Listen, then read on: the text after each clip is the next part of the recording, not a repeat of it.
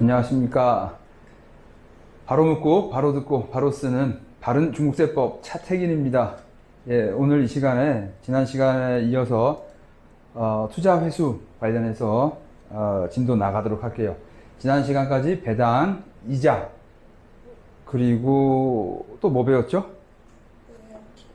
로열티하고 요용료까지 배웠던 건 여러분 기억하실 거예요. 그럼 이 시간에는, 우리가 투자했던 회사의 지분을 팔고, 주식 파는 거죠. 갖고 있던 주식 다시 팔고 그 대가로 돈을 받아오는 것에 대해서 한번 공부를 해 볼게요. 그래서 지분 양도 우리 교재로 76페이지입니다. 76페이지 한번 여러분 같이 보시고요. 예, 진도 나가도록 할게요. 예, 그래서 상황 보시면 중국 자회사의 지분을 매각하는 경우, 예, 이제 더 이상 뭐 큰 사업이 될 것 같지 않다. 이 시점에서 가장 기업 가치가 비쌀 때 정리하고 나오는 것도 좋겠다 해서 회사가, 한국 본사가 중국에 있는 회사의 지분을 매각할 수 있겠죠. 예, 그러한 경우에 세금을 어떤 세금을 내는지 한번 이 시간에 한번 보도록 할게요. 제가 접하는 질문 만약에 10개라면 그 중에 하나는 이 질문이에요. 10% 이상의 질문이 이 내용입니다. 예, 한국 본사가 중국 법인의 지분을 팔려고 해요. 그런데 그러면 중국에서 어떤 세금을 어떻게 내야 되나요? 라고 질문이 와요. 그거에 대한 답변입니다. 예, 한번 교재해 보도록 하죠. 그래서 관련 조세, 중국에서 납부하는 조세. 예, 여러분 지난 시간에 이어서 세금 이야기하면 두 가지 생각하시라고 하셨죠? 하나는 거래에 대해서 납부하는 부가가치세. 두 번째는 그에 대한 이익으로 한국에 가면 이익이죠. 돈이 들어가니까.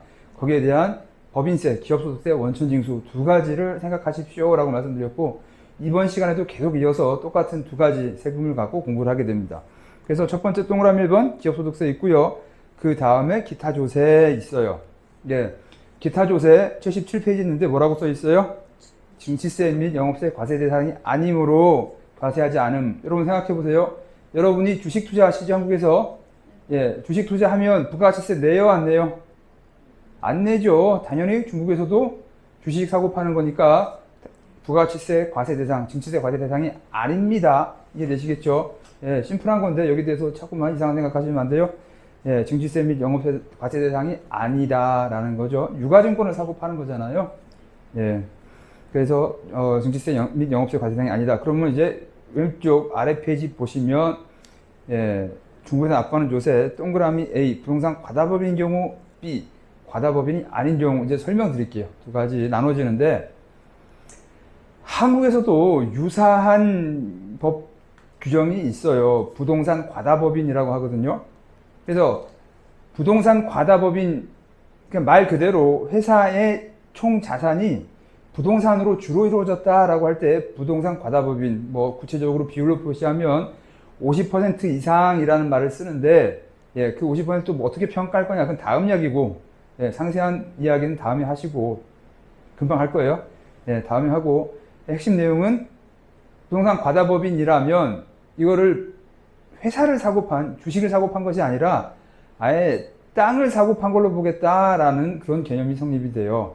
그래서 중국뿐만 아니라 한국에서도 부동산 과다법인은 단순한 주식을 사고 판 것이 아닌 땅을 사고 판 걸로 보겠다라고 이야기가 성립이 돼요. 지금 제가 한 템포로 너무 빨리 나온 감이 없지 않아 있는데, 법인세 다시 한번 설명드릴게요. 부가가치세는 안 낸다. 두 번째로는, 예, 법인세 이야기인데, 여러분 생각해 볼게요. 여러분이 삼성전자 주식을 사고 팔았어요. 여러분이 삼성전자 주식을 사고 팔았어요. 근데 여러분이 개인일 수도 있겠죠? 그렇지만 여러분이란 사람들이 법인일 수도 있어요. 예. 그러면 여러분이 삼성전자 주식을 사고 팔고, 여러분이 만든 회사가 삼성전자 주식을 사고 팔았어요. 생각해 봅시다. 여러분이 주식을 사고 팔았으니까 삼성전자가 내는 세금이 있어요, 없어요? 대답해 보세요. 여러분이 증권시장에서 삼성전자 주식을 사고 팔았어요. 그러면 여러분이 주식을 사고 팔았기 때문에 삼성전자가 무슨 세금 내는 거 있다 없다? 없죠. 주주들 간의 재산권, 유가증권을 갖다가 서로 사고 판 것 뿐이지 회사에서는 무슨 변화 있어요 없어요? 없죠. 그러니까 원칙적으로 주식을 사고 판 거는 누가 세금을 내요? 라고 물으면 너무 심플하고, 그 회사는, 삼성전자는 세금을 낼 이유가 있습니까 없습니까? 과세 대상이 아니죠. 주주끼리 사고 파는데 나하고 뭔 관계야, 회사 입장에선. 이해되시겠어요? 예, 그래서 여러분이 중국에 있는 회사의 주식을 사고 팔았다, 아니면 다른 계열사한테 팔았다, 혹은 중국에 있는 중국 회사에 팔았다라고 할 때 중국 법인 자체가 과세되는 일이 있습니까 없습니까? 없죠. 없죠. 두 번째, 중국 회사의 주식을 사고 팔았어요. 그러면 그 사고 팔았을 때 여러분이 운이 좋았다면, 아니면 중국 회사 말 안 할게요. 삼성전자 주식으로 할게요. 여러분이 삼성전자 주식을 사고 팔았어요. 그럼 여러분이 운이 좋았다면 이익이 날 수도 있고요. 예, 운이 안 좋았다면 손실이 날 수 있겠죠. 죄송해요. 제가 운이라고 해서 여러분이 실력이 좋았다라고 할게요. 실력이 좋아서 주식을 적시에 사고 적시에 팔아서 이익을 낼 수도 있고요. 손실을 낼 수도 있어요. 예, 한국에서 지금 최근에 들리는 소리는 이제 과세를 한다는 거죠. 주식 처분 이익에 대해서 과세를 한다는 건데, 예, 그건 여러분 아직까지는 입법화된 건 아니니까 넘어갈게요. 예, 입법화 될 수도 있을 거예요. 이 강의가 나왔을 때는. 예, 신경 쓰지 마시고, 일반적으로 주식을 사고 팔아요. 예. 여러분 개인일 때는 지금 입법화 된다는 거고, 여러분이 법인일 때 삼성전자 주식을 사고 팔면 주식 처분 이익이 어디에 계산이 돼요? 여러분 회사의 손익계산서에 주식 처분 이익 잡히죠. 투자 주식 처분 이익으로. 예, 그건 이익이죠. 당연히 법인세를 납부를 해야 돼요, 안 해야 돼요? 해야 되죠. 개인은 지금 그걸 면세를 해주고 있는 거죠. 근데 이걸 과세하겠다 해서 1년간 총 이익 금액이 5천만 원을 넘느냐, 아니면 2천만 원이냐, 5천만 원이냐를 갖고 지금 이야기를 왔다 갔다 하고 있는데, 지금 개인이니까 예외를 둔 거죠. 법인이라면 주식을 사고 팔아서 이익 났다고 어떻게 해야 돼요? 회사의 이익을 구성하죠. 당기순이익을 구성하기 때문에 당연히 법인세를 납부를 합니다. 예. 그 법인세 납부하는 거 주식 투자한 사람이 내죠. 삼성전자가 내요? 전혀 아니죠. 예. 주식을 팔아서 이익 본 사람이 세금을 내는 거예요. 이제는 개인도 납부를 시키겠다, 과세하겠다라는 이야기가 나오고 있는 것 뿐이지, 예, 주식을 처분한 구주주가 이익이 나면 과세를 하는 겁니다. 세금을 내는 거예요. 이해되시겠죠? 그러면 이제 여러분이 다시 중국 회사로 올게요. 중국 회사의 지분을 갖고 있는 주식을 여러분이 다른 회사한테 양도했어요. 팔았어요. 첫 번째, 중국 회사는 그 관련된 아무런 변화가 없죠? 중국 회사 세금 낼 이유 있습니까? 없습니까? 없죠. 그 다음에 여러분이 갖고 있는 중국 회사 지분을 다른 회사한테 팔면서 처분 이익이 발생했다 칩시다. 그러면 어느 나라 손익계산서에, 어느 나라 누구의 손익계산서에 처분 이익이 계상되어 있어요? 여러분 회사의 손익계산서에 처분 이익이 계상되어 있죠? 그러니까 어떻게 하면 돼요? 세금은 어느 나라에서 과세가 돼요? 중국 정부에서 과세를 해요? 아니면 한국 정부, 한국 세무서에서 과세를 합니까? 한국에서 하는 거죠. 중국 정부는 과세할 건덕지 있어요, 없어요? 처분이익 어느 나라 손익계산서에 잡혀 있어요? 한국 구주주의 손익계산서에 주식 처분 이익이 잡혀 있다고요. 그러니까 당연하게도 한국 정부, 한국 국세청에서 과세가 들어갈 거예요. 이해되시겠죠? 예. 그래서 일반적인 경우라면 중국의 지분을 사고 팔았을 때 중국 회사는 당연히 세금 납부할 게 없고, 두 번째로는 그 처분 이익에 대해서도 중국 정부가 과세한다 안 한다 할 수가 없다는 거죠. 이해되시겠어요? 예. 그래서 정상적인 경우에라면, 정상적인 비정상 좀 애매한데, 일반적인 경우에라면 주식 처분 이익에 대해서, 중국 지분을 양도한 이익에 대해서 어느 나라에서 과세 문제가 발생한다? 한국에서, 주주가 살고 있는 나라에서 과세 문제가 발생하지, 목적물, 중국에서는 과세 이슈가 있다 없다? 전혀 없다는 거예요. 예, 그걸 기억해 두시고, 그런데 지금 이제 교재에 보시면 부동산 과다법인인 경우, 아닌 경우 했어요. 그렇죠? 그럼 부동산 과다법인이 아닌 경우, 저 짧으니까 그거 볼게요. 뭐라고 돼 있어요? 예, 특수관계를 불문하고 부동산 과다법인이 아닌 경우에는 조세 협약에 따라 납세 의무가 중국에서 없음. 야, 여기 납세 의무가 없다고 말한 건 뭔 말이에요? 중국에서 없다는 거예요. 그리고 중국세법 배우는 거니까. 한국에선 당연히 투자주식 처분 이익이니까 한국에선 과세 의무가 발생한 거예요. 야, 여기 납세 의무가 없다고 말한 건 중국에서 납세 의무가 없다는 거예요. 저 쫓아오시면 안 돼요. 제 잘못 쓴 거 아니고 중국 세법이죠. 중국에서는 납부할 의무가 없다. 그러니까 한국 세무서하고 납세를 하면 되는 거죠. 한국 세무서에 납부를 하면 되는 거지. 중국에서는 납세를 할 건덕지가 일반적으로 없다라는 거예요. 그게 부동산 과다법인이 아닌 경우. 그런데 부동산 과다법인이라면 뭐라고 보냐면 이거는 회사를 사고 판 게 아니라 땅은 사고 판 걸로 보겠다라고 하니까 뭐로 연결이 돼요? 양도소득세, 부동산 양도소득세하고 연결이 돼 버려요. 한국에서도 부동산 과다법인으로 볼 때는 이거는 단순한 회사를 사고 판 게 아니라 땅을 사고 판 걸로 보겠다라는 규정이 있어요. 마찬가지로 중국에서도 마찬가지입니다. 회사를 사고 팔 때 부동산 과다법인에 해당된다면 이거는 땅을 사고 판 거니까 과세권이 어디에도 있을 수 있다? 중국에도 있을 수 있다라는 거예요. 땅을 사고 파는 걸로 보기 때문에 그 땅, 여러분 당연히 땅 사고 판 건 세금 내서 내고 가야 되죠. 이해되시겠어요? 그렇다고 해서 한국에서는 과세권이 없어지냐? 아니죠. 한국도 여전히 투자주식 처분 이익이라고 한국 손익계산서에 올라가기 때문에, 기표되기 때문에 한국에서도 과세가 일어나고 중국에서는 땅을 산 걸로 보기 때문에 어떻다? 세금 이슈가 중국에도 있다라는 이야기예요. 이해되시겠어요? 양도소득세라고 말씀드렸는데 그렇다고 부동산 양도소득세, 중국말로 말하면 토지증시세가 과세되는 건 아니에요. 그런데 땅을 산 걸로 볼 수밖에 없으니까 어쨌든 과세는 하겠다는 거거든요. 그럼 생각해 봅시다. 중국 법인이 가지고 있는 토지, 공장을 한다고 칠게요. 중국 법인이 가지고 있는 토지에 토지 명부에 방산증이라고 하죠. 중국말로 방산증이라고 하고 한국말로 말하면 토지 등기부등본에 토지 주인은 여전히 중국 회사 그대로죠. 주주만 바뀌었지 토지 소유권자가 바뀌었어요? 안 바뀌었어요? 안 바뀌었죠. 토지 소유권자는 안 바뀌었어요. 그러니까 사실상 토지의 사실상이 아니라 실질상으로는 죄송해요. 실질상이 아니라 서류상으로는 토지 소유권자 이름 바뀌었어요? 안 바뀌었어요? 안 바뀌었어요. 부동산 소유권자 누구? 중국 법인.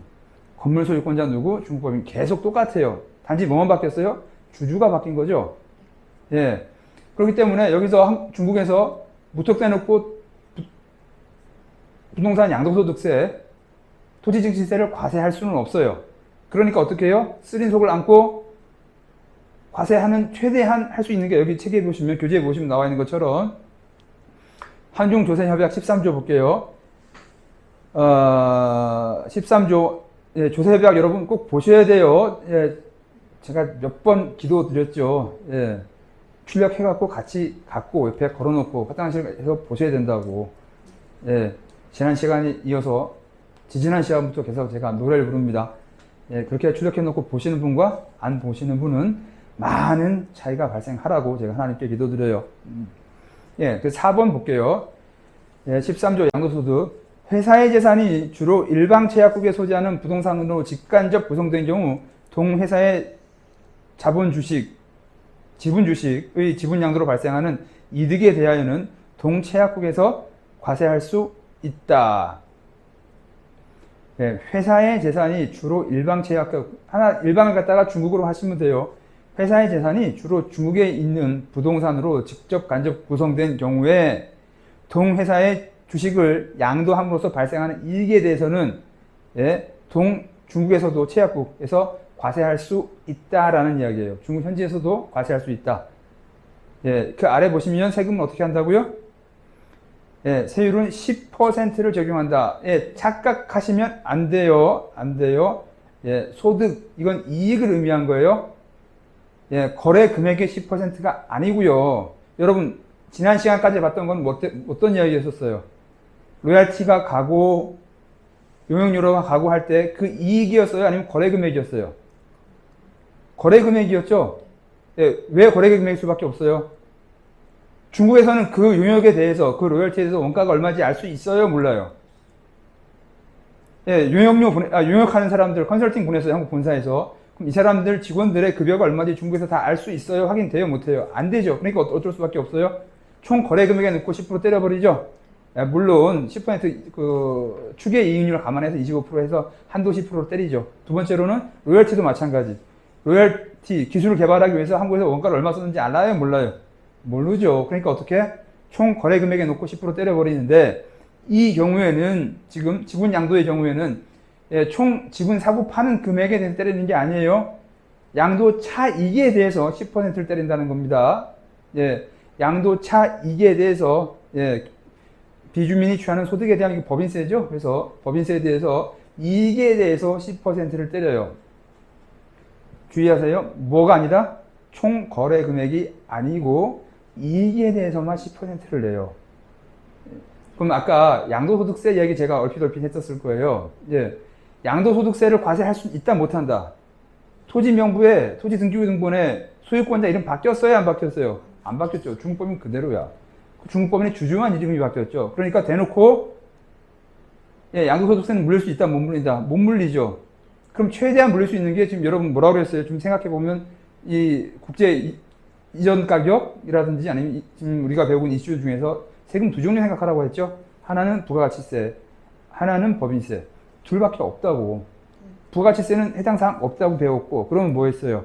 법인세죠. 법인세는 뭘로 과세할까 따지고 따져도 주식에 대해서 지금 처분 이익이 난 거죠. 땅값이 올랐으니까 주식이 처분 이익이 났겠죠. 이해되시겠어요? 그래서 네가 애초에 투자했던 주식을 투자했던 원값, 중국법인 설립할 때 냈던 자본금 있겠죠. 그 금액 대비 이번에 네가 지분을 팔고 떨고 나가면서 받은 금액이 처분 이익이 되겠죠. 거기에 대해서 10%를 납부한다라는 거예요. 이해되시겠어요? 정리할게요. 지분을 사고 팔아요. 세금 두 종류 있죠. 첫 번째 부가가치세, 등치세와 영업세죠. 중국에서. 부가가치세 과세 대상이에요? 아니에요? 아니죠. 한국에서도 부가세 안 내잖아. 세계 어느 나라도 주식 사고 팔 때 부가세 안 내요. 그래서 부가세는 아예 대상이 아니고, 그럼 두 번째로는 법인세죠. 법인세에서는 어떻다? 판단하셔야 된다. 부동산 과다법인인지 아닌지. 부동산 과다법인이 아니면 원칙적으로는 뭐예요? 중국에 과세권 있어요? 없어요? 왜 없어요? 주식 처분 이익, 주식 처분 손실이 어디 계산돼요? 주주 나라의 주주 회사의 손익계산서에 나오지. 중국 법인은 아무런 기표가 안 되죠. 그러니까 중국에 과세권이 없어요. 그런데 만약에 이게 부동산 과다법인이다. 총 자산 중에서 50% 이상이 부동산으로 구성되어 있다라고 판정된다면 중국 정부에서 과세를 할 수 있다라고 한중조세협약에 있죠. 그럴 때 세금은 어떻게 낸다? 처분 이익에 그러니까 애초에 투자했던 출자 금액과 팔았던 금액의 차익에 대해서 10%를 납부하면 끝이 납니다. 라고 설명드릴게요. 그 다음에 한국에서 납부하는 조세. 투자주식 처분 이익이니까 한국의 법인세율에 따라서 세금 내겠죠. 그리고 만약에 중국에서 세금을 내고 갔다. 속된 말로 세금 뜯겼다 한다면 한국에서는 외국 납부세 공제로 세액 냈던 거 다시 마이너스 공제 받을 수가 있습니다. 그래서 한국에서 납부하는 조세 보시면 양도수익 있고 이중과세 조정 있습니다. 이해되시겠어요? 그 다음에 이제 지분 양도 이외에 양도의 일종인데 그 다음에 보시면 상장 있죠. 꿈이죠. 꿈.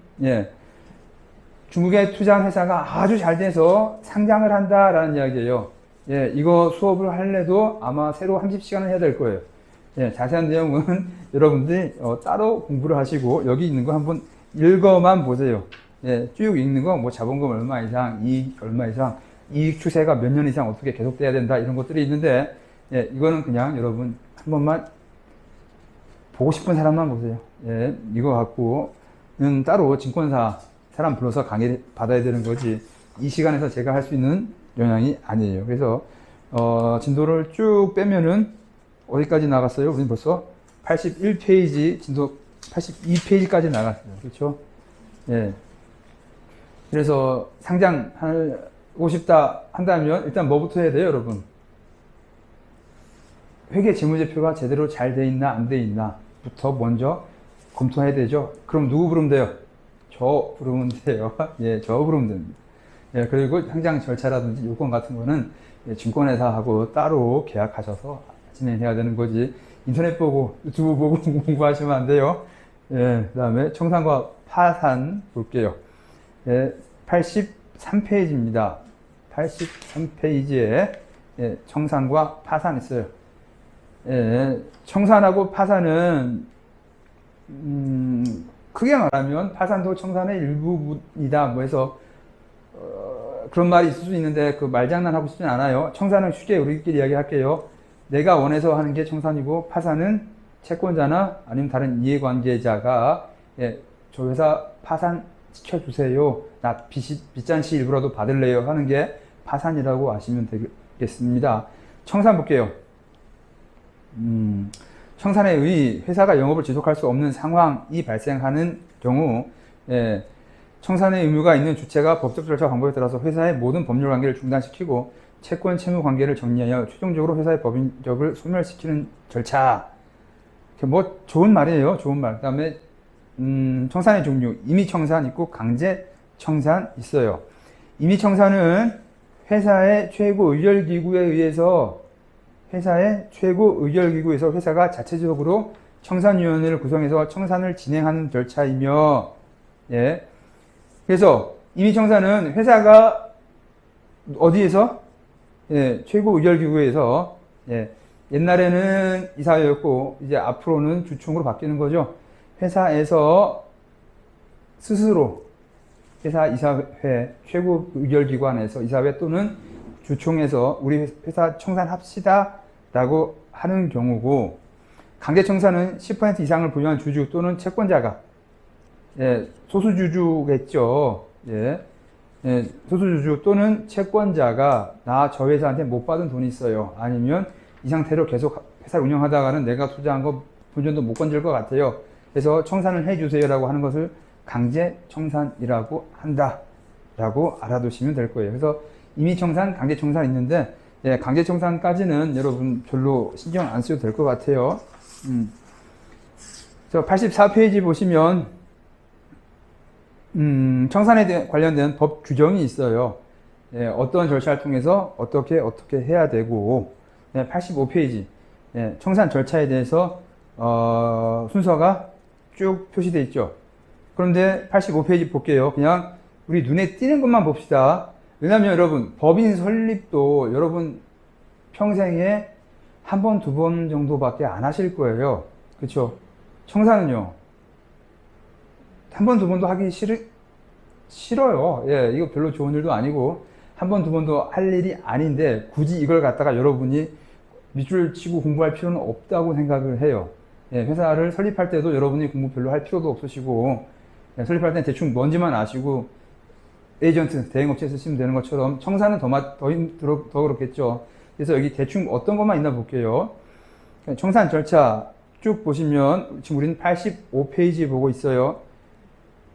해산 결의 하고 그 다음에 비준 신청, 구성 및 비한 2주 걸리죠. 그 다음에 공고 90일, 45일씩 2번 걸려요. 우리 회사 청산할 거니까 돈 못 받은 사람 있으면 받으러 오세요 라고 공고를 해요. 2주 90일, 그 다음에 보고서 작성, 청산 보고서 작성, 그 다음에 등기 말소 10개월, 1개월, 1주, 1, 2개월, 2주 뭐 이렇게 돼 있어요. 마지막이 뭐예요? 은행계좌 말소하고 회사 통장에 있는 돈 다시 이제 한국 본사 주주한테 보내는 거겠죠. 예, 그래서 쭉 보시면 시간이 뭐 90일, 10개월 뭐 엄청나요. 그래서 아무리 짧아도 지금 얼마 정도 걸릴 것 같아요? 1년 정도는 생각을 하셔야 됩니다 라는 이야기예요. 지금 세무 등기 말소가 10개월로 좀 여유있게 잡혀져 있긴 있는데 짧게 되는 경우도 있겠지만 10개월 갖고 택도 없는 경우도 있어요. 그래서 청산 같은 경우에는 지금 현실적으로 짧으면 반년, 길면 1년 반, 정상일 때는 1년 정도 생각하시는 게 좋을 것 같아요. 예, 날짜 수만 따지면 지세국 및 국세국 등기 말소 이것도 며칠 안 걸려요. 근데 현실적으로 부딪혀보면 하루 이틀 만에 나오는 경우는 거의 없다고 보시면 돼요. 그래서 청산 절차 이런 게 있다. 시간 무지 많이 걸린다 라고만 알아두시면 되고요. 청산은 뭐라고 말씀드렸어요? 크게 임의청산 있고 강제청산. 임의는 회사 스스로 우리 이제 그만하자 하는 경우에 임의청산이고, 강제청산은 채권자나 소액주주가 이제 10% 이상은 있어야 되겠죠. 채권자나 소액주주가 더 이상 나 손해보기 싫다, 빚잔치라도 해서 돈 받고 싶습니다 해서 법원에 신청하는 게 강제청산인 거고요. 그 정도만 알아두시면 될 것 같아요. 그 다음에 파산 볼게요. 우리 지금 86페이지 보고 있어요. 파산은 아예 더 이상 회사를 못 끌고 가겠습니다. 우리가 갖고 있는 자산 가지고 도저히 부채를 못 막아낼 것 같아요. 그래서 이제 그냥 우리 빚잔치하고 만세 부르고 돌아가겠습니다 하는 게 파산이에요. 그래서 파산의 의의 볼게요. 자산으로 채무를 변제할 수 없는 경우에, 자산으로 채무를 갚을 수 없는 경우에 법원에 파산을 신청하고, 개인 파산하고 똑같은 거죠. 갖고 있는 거하고 돈 못 갚으니까 나 배 찔래요 하는 거예요. 신청하고 지정된 파산관리인이 채권자 회의 및 법원의 결정을 통해서 회사 자산을 팔고 빚잔치를 방안을 확정하는 거죠. 그 후에 회사를 문 닫는 것을 파산이라고 해요. 파산 절차 87페이지 보시면 청산보다 더 깔끔해 보여요. 그냥 겉으로 보기에는. 그래서 이거 생각해 보세요. 채권자하고 싸움 있겠어요, 없겠어요? 채권자들끼리도 내가 뭐 동의를 하느니 못하느니, 내가 더 많이 가져가야 되니 못 가져가야 되니, 그 다음에 회사 자산 팔고 나누고 하는 거 절차가 하루 이틀에 될 일이 아니에요. 이 파산, 특히 외자 기업의 파산은 아주 드문 경우예요. 제가 중국에서 지금 일을 하면서 외자 기업이 파산한 경우 저 딱 한 번 봤습니다. 딱 한 번 봤어요. 10년 넘게 일하는 동안 외자 법인이 법원에서 파산 승인을 받아내는 경우는 한 번 봤어요. 한 번. 파산하게 되면 여러분 어떤 일이 벌어져요?